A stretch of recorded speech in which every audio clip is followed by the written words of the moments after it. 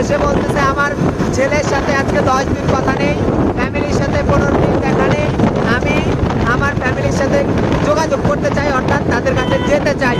এইরকম হাজারো মানুষের আর্তনাদ আমি দেখেছি। এনাদেরকে তুলে নিতে পারলে তো ভালো হইতো। আপনার সার্চ করে দেন না। প্রিয় দেশবাসী, আসসালামু আলাইকুম। যারা এখন পর্যন্ত ফেনীবাসীর পাশে দাঁড়াননি তাদেরকে সবাইকে অনুরোধ জানাবো, ফেনী সহ যে 5-6টি জেলা প্লাবিত হয়েছে তাদের পাশে এসে দাঁড়ান। কারণ আপনারা না দাঁড়ালে কে দাঁড়াবে? তারা তো আপনাদেরই ভাই।